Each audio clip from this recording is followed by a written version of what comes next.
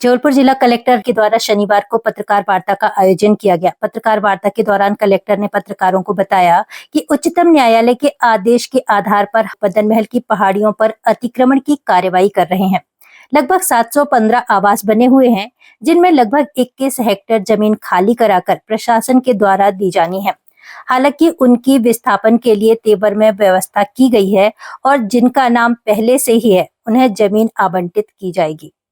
तो बेसिकली ये जो आप लोगों के माध्यम से जो अपने मदन महल पहाड़ी का एक कार्य जो है काफ़ी लंबे समय से लंबित रहा है।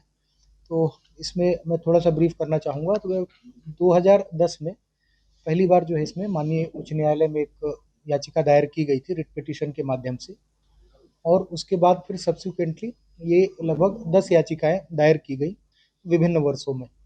इसमें माननीय उच्च न्यायालय द्वारा इसमें जो आदेश दिया गया कि इस पहाड़ी को अतिक्रमण मुक्त करा के और इसके प्राकृतिक स्वरूप को संरक्षित किया जाए। इसका जो ऐतिहासिक महत्व है उसके संबंध में भी हम लोगों को ध्यान देने की आवश्यकता है।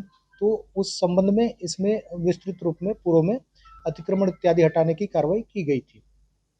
साथ ही साथ ये भी एक सर्वे कराया गया था कि कुल कितने लोग अभी वहाँ पे अतिक्रमण करके रह रहे हैं, कितने परिवार। ये जो पूर्व में अतिक्रमण हटाया गया था, इसका माननीय उच्च न्यायालय के समक्ष हम लोगों ने पूर्व में भी इसमें कंप्लायंस फाइल किया हुआ है, अनुपालन प्रतिवेदन। तो एक जो अनुपालन प्रतिवेदन जो आखिरी हम लोगों ने फाइल किया था अगस्त 2022 में फाइल किया था, और उस समय तक जो हम लोगों के द्वारा कार्रवाई की गई थी, जो घर हटाए गए थे, जो शेष रह गए थे, इन सभी चीज़ों का एक अद्यतन प्रतिवेदन उस समय प्रस्तुत किया गया था। इसी के तारतम्य में जो माननीय उच्च न्यायालय द्वारा जो अंतिम आदेश पारित किया गया था कि आप अतिक्रमण मुक्त कराइए इस पूरी पहाड़ी को, उसी के तारतम्य में एक आवेदक द्वारा माननीय उच्चतम न्यायालय के समक्ष एक याचिका दायर की गई, और उसमें ये प्रेयर किया गया कि इस आदेश को जो माननीय उच्च न्यायालय का आदेश है उसको खारिज करते हुए नए आदेश पारित किए जाएँ और अतिक्रमण हटाने की जो कार्रवाई है उस पे रोक लगाई जाए।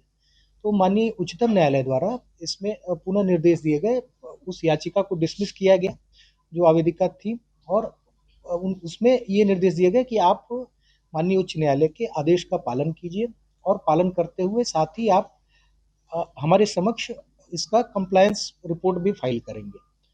वो जो कंप्लायंस रिपोर्ट अपनी फाइल हुई थी उसी के तारतम्य में एक पहली कंप्लायंस रिपोर्ट हम लोगों ने 2021 में, जुलाई 2021 में ये फाइल की थी माननीय उच्चतम न्यायालय में। सब्सिक्वेंटली ये चीज़ें जो है माननीय उच्च न्यायालय के समक्ष भी चल रही थी, तो एक प्रतिवेदन हम लोगों का माननीय उच्च न्यायालय के समक्ष भी 16 अगस्त 2022 को फाइल किया गया था। ये लंबे समय से इसमें प्रतिवेदन नहीं गया था, तो इसी को ये फिर से एक बार टेकअप करते हुए माननीय उच्चतम न्यायालय द्वारा ये निर्देश दिया गया है कि आप इसमें जो कृत कार्रवाई है उससे अवगत कराएं, और इसका एक अपना समय सीमा हमें दें कि आप जो है कब तक इसको फ्री करा लेंगे। तो ये हम लोगों ने समय सीमा जो है देते हुए कि और पूरा एक वर्क प्लान बना के और इस पे कार्रवाई जो है आज से हम लोगों ने प्रारंभ किया है। इसके बारे में पूर्व से ही लगातार जो है उसमें माइकिंग कराई जा रही है, सभी को ये सूचना भी दी जा चुकी थी, और उसके बाद आज से जो है इस कार्य को प्रारंभ करा के हम लोगों का प्रयास रहेगा कि मई माह तक हम इसको पूर्ण करा लें। हमें माननीय उच्चतम न्यायालय में जून में इसका कंप्लीशन रिपोर्ट फाइल करना है, तो हम मई तक इसको कंप्लीट करते हुए बाकी डिटेल्ड अपना बाकी प्रतिवेदन बना के इस चीज़ को वहाँ पे सबमिट करेंगे।